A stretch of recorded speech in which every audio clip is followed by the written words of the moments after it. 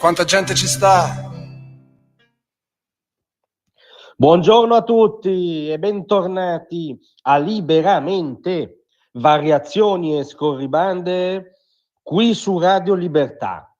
Allora nel mondo della sinistra, ormai nel bel mondo della sinistra, c'è una schizofrenia totale, un cortocircuito totale, uno stato di allucinazione spazio-temporale, per cui esiste solo, comunque e sempre Gaza, Gaza ombelico del mondo, ma anzi Gaza mondo, e tutto il resto degli accadimenti sono note a margine di questo luogo dello spirito ormai di riferimento per i progressisti nostrani, un luogo monopolizzato dalle canaglie di Hamas, tra l'altro, per dire la bancarotta anche valoriale che c'è dietro questa allucinazione. Ma stiamo all'allucinazione stessa.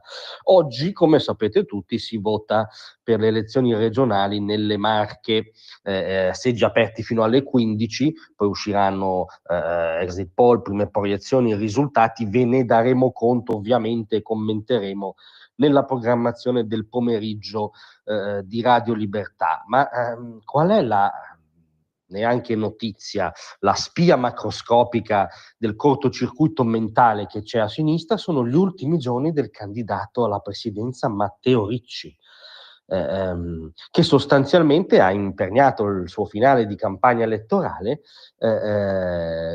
con il seguente mood: si vota per Gaza, si vota anzitutto per Gaza nelle Marche. Non è una nostra esagerazione, a parte che andava in giro costantemente con la bandiera palestinese al collo, non risulta abbia fatto specifiche sul fatto che però oggi la Palestina è appunto in mano alle suddette canaglie, che ci vorrebbe perlomeno un cambio politico, diciamo.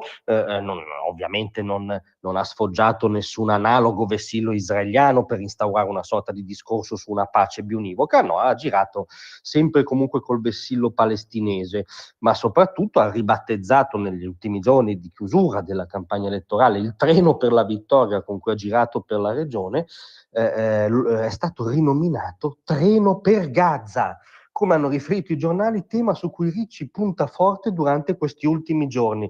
Vedete come ha chiaramente a cuore le priorità quotidiane, esistenziali dei cittadini elettori delle Marche, no? Negli ultimi giorni punta forte su Gaza, ma lo ha detto anche negli eventi pubblici. Si vota per le Marche, bontà sua, e per la Palestina.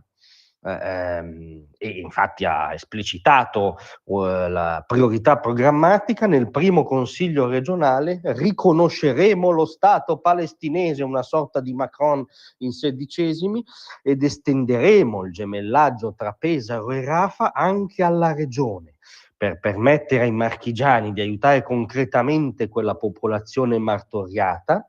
Non sta parlando degli effetti a cascata, per esempio, del terremoto o di eventi che sono avvenuti nelle Marche, come sta facendo la flottiglia. Eccola lì la stella polare dei progressisti di ogni latitudine, anche di Ricci, che ai marchigiani in questi ultimi giorni sta parlando di flottiglia. Noi siamo con loro. Questa è stata la vibrante dichiarazione di Ricci, che poi nella sua chiusura lui l'ha annunciata così, Ricci, la chiusura che poi si è svolta ad Ancona: domani tutti in treno con bandiere palestinesi per Gaza. È ormai una sorta veramente di mono-ossessione, di fissazione, di impasse mentale in cui si è infilata la sinistra. Calcolate che Ricci un'era politica fa ha considerato tra i riformisti del PD, stavo per dire tra i moderati del PD, ma mi veniva da ridere da solo, ma comunque non era uno scalmanato iperschleiniano da, come dire, con quel vocabolario da assemblea del DAMS fuori tempo massimo, che ormai ha monopolizzato la dirigenza del PD, tanto da arrivare a ignorare Mattarella, che per loro è sempre stato un nome tutelare, ma sulla flottiglia ignorano anche Mattarella. E Ricci può convocare la chiusura delle elezioni regionali nelle nelle Marche con la parola d'ordine: domani tutti in treno con bandiere palestinesi per Gaza. Capite che in questa allucinazione collettiva per cui Gaza diventa vessillo da ostentare, diventa un prodotto di marketing da vendere non solo sul mercato elettorale, ma al mainstream, diciamo, dei buoni, dei giusti, dei dotti, di quelli che parlano dei temi giusti nel modo giusto. In questo clima evanescente si perdono da un lato ovviamente le istanze concrete dei marchigiani in carne e ossa e territorio, capiamo che è una parola blasfema per la sinistra, ma territorio, non Gaza. Ma poi si perde ovviamente anche il dramma di quello che sta accadendo a Gaza, il dramma dei palestinesi sequestrati, martoriati anzitutto da Hamas. Anche oggi ci sono notizie sul saccheggio degli aiuti praticato da Hamas.